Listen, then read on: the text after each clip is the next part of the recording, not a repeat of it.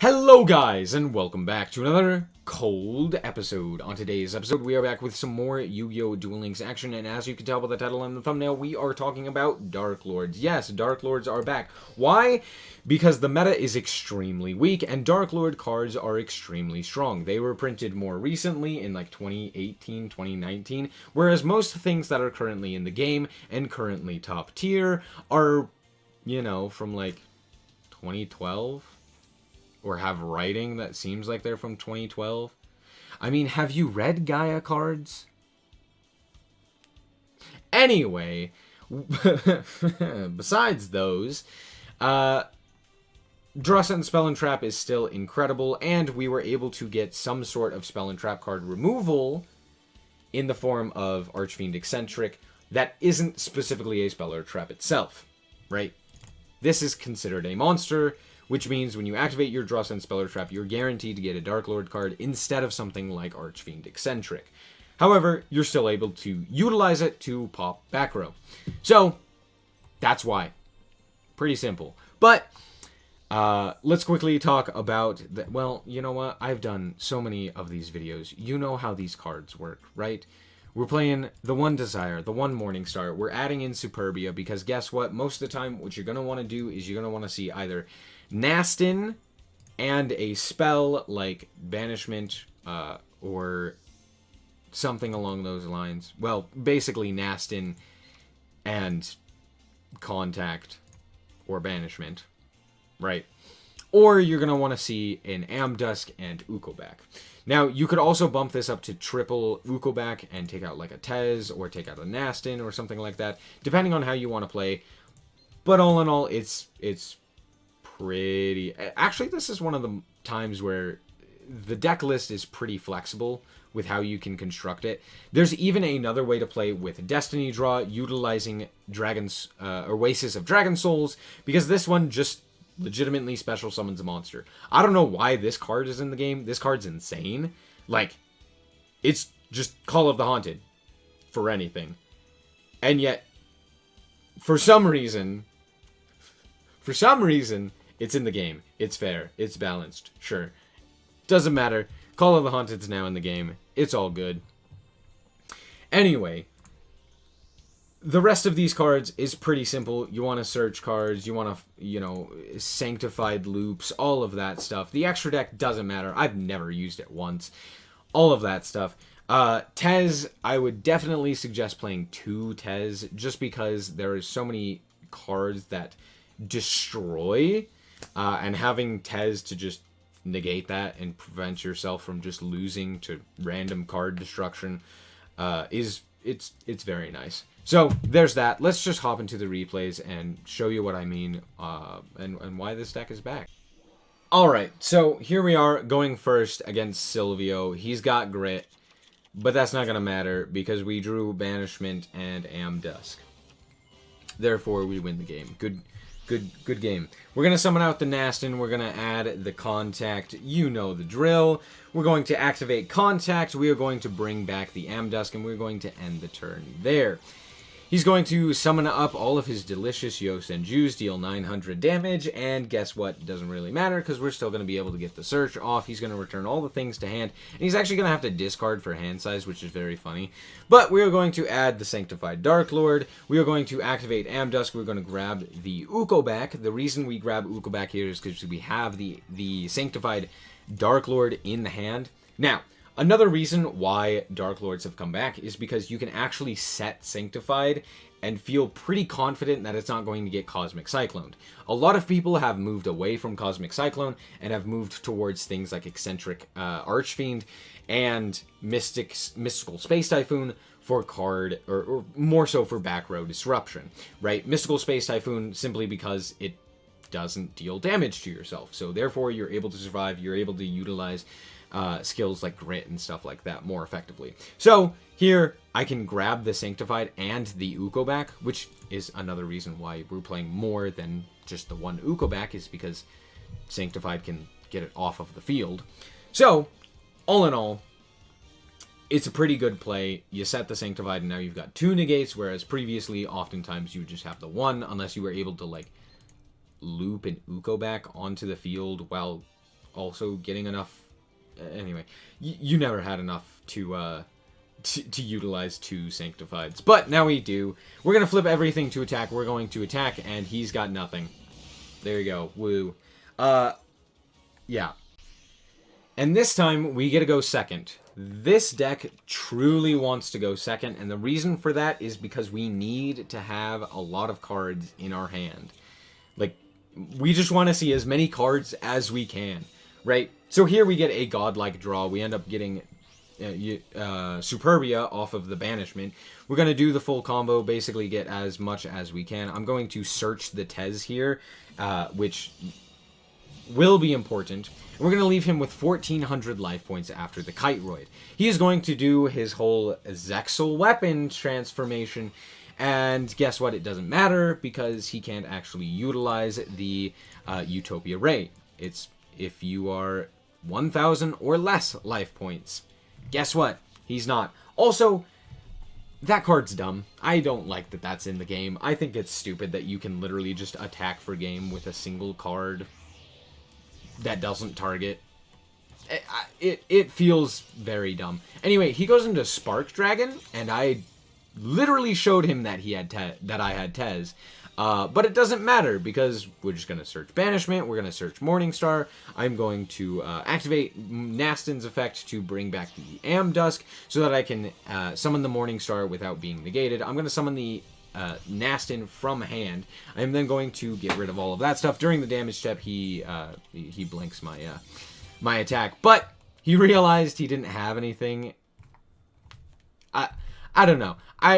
Hear me out. Zexal weapon is stupid. It's really dumb. I hate it. Anyway, moving on. And here we are going first once again, this time against a 30-card deck, which is very interesting. But we have Ukobak, Amdusk. Let's go. Oh, hey, look, it's Thunder Dragons. Let's go, Ukobak, Amdusk. This is what you do. You send the Banishment, you activate the Amdusk, you grab the Banishment, you contact into whatever it is that you happened to send. You know, you get your Amdusk, you get, in this case, Tez, and then I'm going to set this Sanctified Darklord because I have an Ukobak on the field. I'm going to let him do his thing. Basically, the only thing that I'm really worried about right now is this card right here, Levianeer. We're going to negate the Levianeer by sending the Ukobak to the grave. Now, I knew for a fact that no matter what I drew, if it was a banishment or a contact, that we were good. So I was okay to just let him attack. Now, he chose not to attack with Dragon Dark, which was a mistake on his part.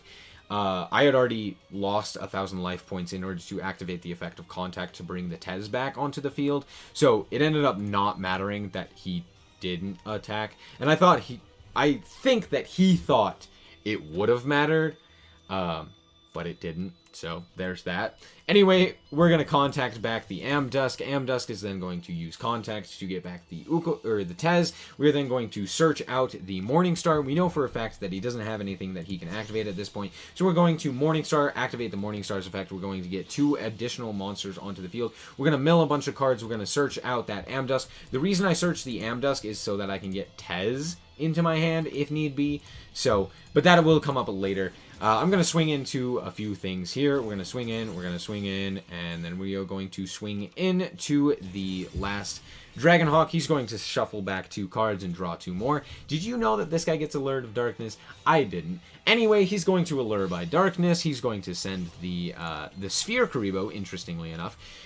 He's then going to Roar to bring out this Thunder Dragon, and then he's going to tribute the Thunder Dragon for Odd Eyes Advanced Dragon. This card's insane, and you can also play this card along with the Oasis of Dragon Souls. Play this card because it's just insane. You tribute a level 5 or higher monster, and then you can destroy a card or a monster your opponent controls and inflict half of the original attack as damage. It's a really insane card. It does target?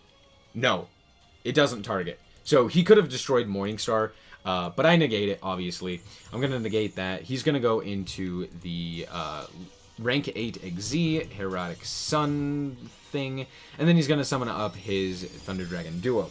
Again, I'm not too worried, and literally right here I can make sure that I grab up one of my Darklord spells and traps. I actually end up grabbing Sanctified, which is kind of the worst one, but it doesn't end up mattering because we're going to Banishment, we're going to grab up Contact, we're going to contact the Superbia, we're going to bring back Tez, we're going to contact back the Amdusk. Amdusk is going to search for the Desire, we are going to normal summon the Desire, and we are going to send the Hieratic Sun to the grave. He's going to activate the Thunder Dragon to boost up to 3100, and here I actually make a mistake. I instead negate the Desire when I originally should have negated the Duo. The reason I should have negated Duo is because Duo does have an effect when it destroys an opponent's monster by battle, which allows it to add a Thunder monster from the deck to the hand. So that just thins his deck and allows him to get more advantage, which honestly didn't end up mattering, but it was a mistake on my part, and I'm going to point that out.